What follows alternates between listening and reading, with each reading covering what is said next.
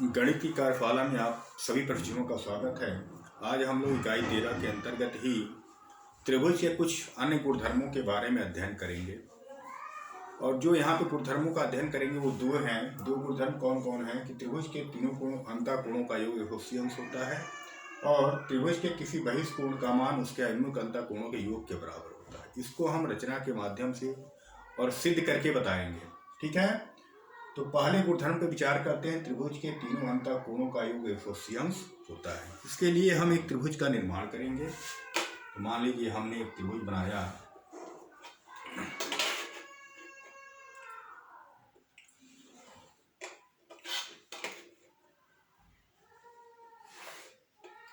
हमने एक त्रिभुज लिया ABC। इस त्रिभुज के शीर्ष है, ठीक है। और इस त्रिभुज के शीर्ष और ये इसके कोण कौन कौन है? कोण A है, कोण B है, कोण आपका C है। अब हमें ये सिद्ध करना है कि त्रिभुज के तीनों अंतःकोणों का योग 180 अंश होता है। तो इसको सिद्ध करने के लिए हम पीछे जो पढ़ चुके हैं कि एक रेखा पर कोई बिंदु लिया जाए, जिसके ऊपर जो कोण बनेंगे उन सभी कोणों का योग 180 अंश होगा, या नीचे जो कोण होंगे उनके सभी कोणों का योग क्या होगा? 180 अंश के बराबर होगा। ठीक है, इसी का उपयोग करके हम ये चीज सिद्ध करेंगे। तो अब देखिए, ध्यान से देखिएगा कैसे हम बता रहे हैं कि मतलब त्रिभुज के तीनों अंतःकोणों का योग 180 अंश के बराबर कैसे होगा। इसको सिद्ध करने के लिए हमने जो है इस भुजा को थोड़ा आगे की ओर बढ़ाया। इसको थोड़ा आगे की ओर बढ़ाएंगे, बढ़ा दिया। अब जो है प्रकार की सहायता से जो है हम इस बिंदु से इसके समानांतर की रेखा खींचने का प्रयास करेंगे। तो कैसे खींचेंगे? एक थोड़ा सा चाप लेंगे और यहाँ पे चाप लगाएंगे। हमने ये चाप लगाया, ठीक है। पुनः इसको केंद्र मानकर उसी चाप से एक चाप लेंगे। ये चाप आपका लग गया, ठीक है। अब जो है इस चाप को हम माप लेंगे। क्या करेंगे? इस चाप को हम माप लेंगे। कितना चाप है? मतलब ये दो बिंदु हैं। जो चाप हम लगाए थे दोनों भुजाओं को जो है इन दो बिंदुओं पर काट रहा था। अब इन्हीं प्रच्छेद बिंदुओं के बीच की दूरी को हम मापें किसकी सहायता? प्रकार की सहायता से। तो हमने मापा तो इतना बड़ा चाप मिला, ठीक है। अब उतना ही बड़ा चाप, ठीक है, यहाँ से जो इस रेखा को, बढ़ी हुई रेखा को जो है, यह चाप वाले जो यहाँ पर लगाए थे काटा था, उस नुकीला भाग रखकर यहाँ पर जो है प्रच्छेद बिंदु ज्ञात करेंगे, ठीक है। अब वही चाप यहाँ पर लगाया, दोनों चाप एक दूसरे को यहाँ पे काट रहे हैं।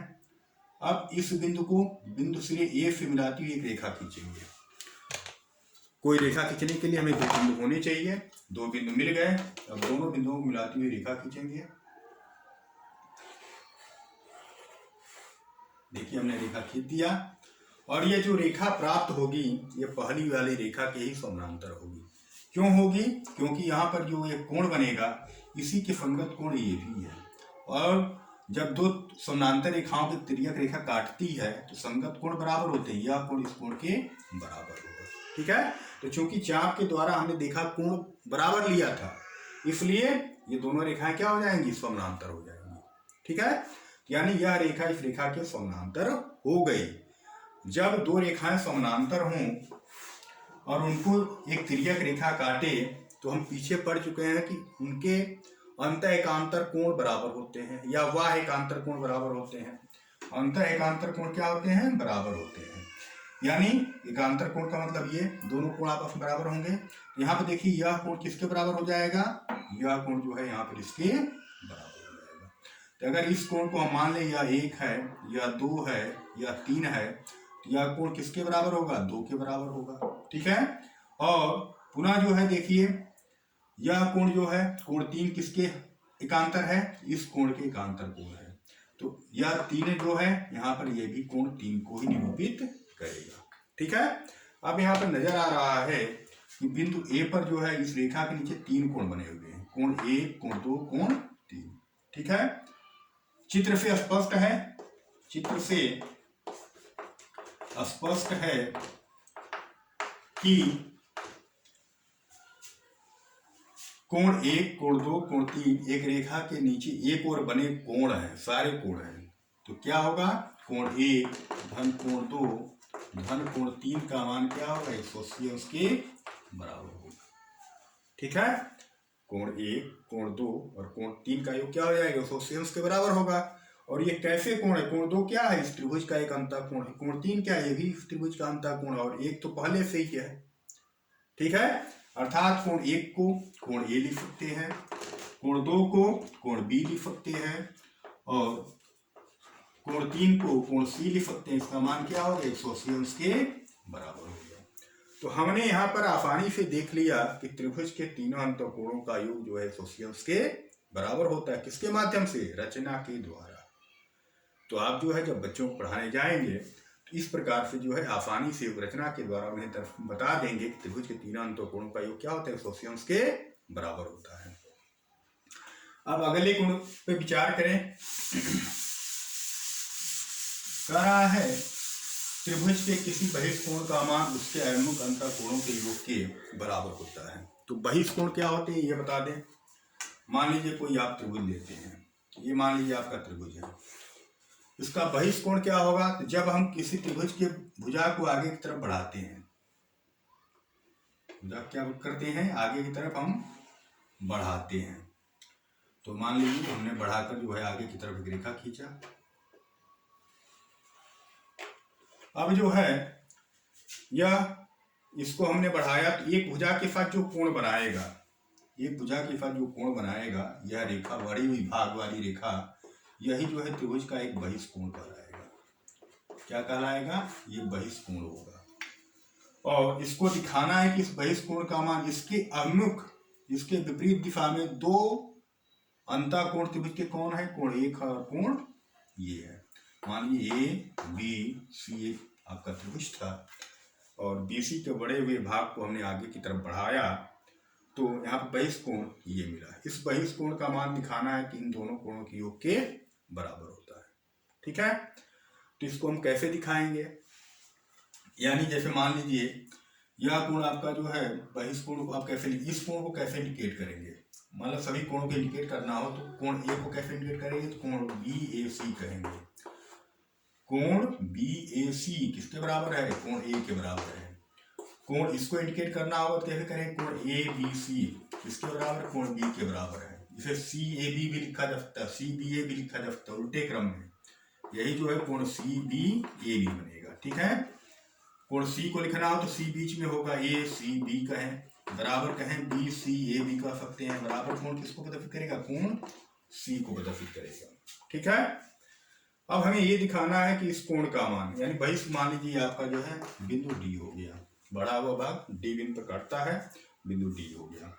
बहिष्कोण क्या हो गया, बहिष्कोण आपका हो गया, यहाँ पे बहिष्कोण क्या है आपका, तो बहिष्कोण ए सी डी है।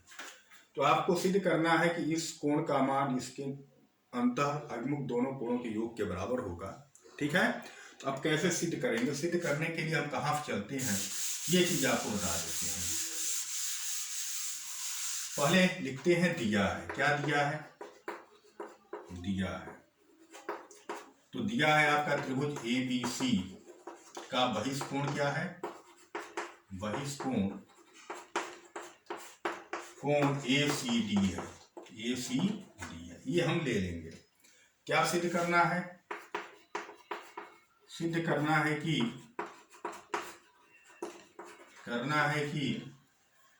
कोण ए सी डी का मान किसके बराबर होगा, कोण ए इसका अभिमुख, ठीक है, अभिमुख अंतःकोण कौन है त्रिभुज के, कोण ए और कोण बी है, सी नहीं होगा। ठीक है, सी इसका आसन्न कोण हो जाएगा, सी क्या होगा, इस बहिष्कोण का आसन्न कोण होगा, इसके बारे में नहीं कहा जा रहा है। इस कोण का मान जो है इन दोनों कोणों के योग के बराबर होगा। ए सी डी का मान क्या होगा, कोण ए धन कोण बी, ए को क्या लिख सकते हैं, बी ए सी, और बी को क्या लिख सकते हैं, ए बी सी।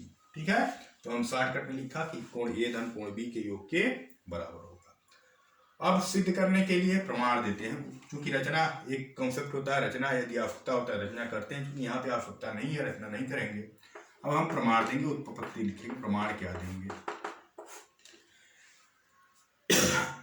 तो चूंकि आप जानते हैं त्रिभुज के तीनों अंतःकोणों का योग क्या होता है, पीछे सिद्ध कर चुके हैं, फुस्सियंस के बराबर होता है। चूंकि कोण ए धन कोण बी धन कोण सी का मान क्या होगा, 180 अंश होगा। त्रिभुज के अंतःकोण है, त्रिभुज के क्या है, अंतःकोण है। तो जब अंतःकोण है त्रिभुज के तीनों कोणों का योग क्या हो जाएगा, 180 अंश के बराबर होगा। तो ये मान लीजिए आपका संबंध क्या हो गया, 1 हो गया। या यहाँ पर 9 मान के लिखिए। अब कोण ए धन कोण बी बराबर क्या हो जाएगा, 180 अंश माइनस कोण सी होगा। 180 अंश माइनस कोण सी होगा कि नहीं होगा। इस सी को हमने इधर पक्षांतर कर दिया तो क्या हो जाएगा, कोण ए धन कोण बी का मान 180 अंश माइनस कोण सी हो गया। ठीक है। अब देखिए यहाँ पर चित्र में देखिए, यह कोण और इस कोण का मान, मतलब ये दोनों कोण, इतना और ये दोनों रैखिक युग्म कोण है, दोनों रैखिक युग्म कोण है ना। तो इन दोनों कोणों का योग क्या हो जाएगा, लिखेंगे परंतु कोण सी धन सी, कोण सी व कोण ए सी डी रैखिक युग्म है। क्या है, रैखिक युग्म है, कोण है, रैखिक युग्म कोण है। कोण सी का मतलब क्या हुआ, ए सी बी से तात्पर्य। ठीक है। तो ये दोनों कोण रैखिक युग्म हो गए, इसलिए क्या होगा, कोण सी धन कोण ए सी डी बराबर क्या हो जाएगा, 180 अंश हो जाएगा। ठीक है। तो हम जो है ये संबंध 1 में 180 अंश का मान क्या लिख सकते हैं, कोण सी धन कोण ए सी डी लिखा जा सकता है ना। तो अब जो है यहाँ पर जो है हम लिखेंगे, आप स्क्रीनशॉट ले लीजिएगा, थोड़ा ऊपर हम मिटा रहे हैं, मिटा दें। तो यहाँ पर जो है अब समीकरण 1 से क्या होगा, कोण ए धन कोण बी बराबर क्या होगा, 180 अंश के स्थान पर लिखे कोण सी धन कोण ए सी डी, पुनः माइनस आगे कोण सी है, माइनस कोण सी हो जाएगा, यह सी से कट जाएगा। ठीक है। 180 अंश का मान क्या है, इस कोण सी धन कोण ए सी डी के बराबर है। तो वही जो है पहले समीकरण में हमने 180 अंश के स्थान पर जो है क्या रखा, कोण आपका रखा कोण सी धन कोण ए सी डी, कोण सी माइनस और प्लस से कट जाएगा, क्या बचेगा, कोण ए सी डी। तो कोण ए धन कोण बी का मान किसके बराबर हो गया, कोण ए सी डी के बराबर हो गया। ए सी डी क्या है, इस त्रिभुज का बहिष्कोण है। तो इस त्रिभुज के बहिष्कोण का मान क्या हमने देखा, किसके बराबर है, इसके अभिमुख अंतःकोणों के योग के बराबर है। यानी इसके अभिमुख अंतःकोण कौन, कोण ए और कोण बी है। ठीक है। तो अन्य बहिष्कोणों के बारे में विचार कर लें। इसी प्रकार मिटा रहे हैं इसको।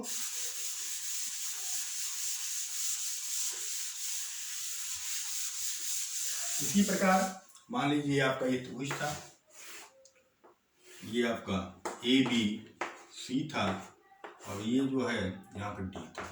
इस कोण का मान हमने देखा इस कोण के और इस कोण के योग के बराबर है। अब जो है हम इधर बढ़ा ले, त्रिभुज ये आपका वही है, अब हमने इधर बढ़ा लिया। अब जो है मान लीजिए आपका ए है, बी है, सी है, डी आपका इधर हो गया, या इसको ई कहे। तो यहाँ पर देखिए बहिष्कोण ये हो गया, इसका अभिमुख कोण क्या होगा, ए हो जाएगा और सी हो जाएगा। तो यहाँ पर कोण ए बी का मान क्या होगा, किसके बराबर होगा, तो कोण ए धन कोण सी के बराबर हो जाएगा।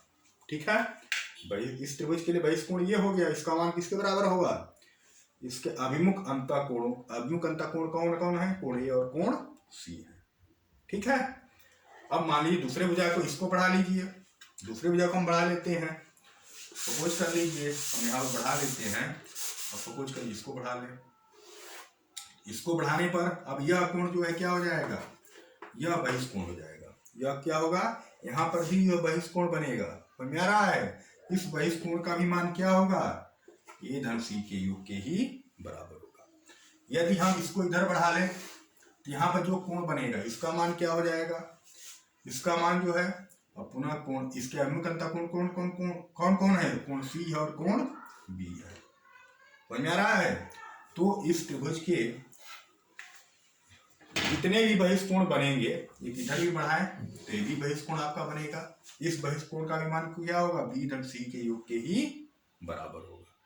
ठीक है। तो हमने जो है यहाँ पर दो टॉपिकों को देखा, सिद्ध किया कि त्रिभुज के तीन अंतःकोणों का योग 180 होता है, तथा दूसरा था कि किसी त्रिभुज के बहिष्कोण का मान जो है उसके अभिमुख अंतःकोणों के योग के बराबर होता है। ठीक है, तो आप बच्चों को भी जो है आसानी से बता सकते हैं। अब आज के वीडियो में इतना ही। शेष पुनः जो है गुणों के बारे में जो है त्रिभुज के गुणों के बारे में अगले वीडियो में अध्ययन करेंगे। धन्यवाद।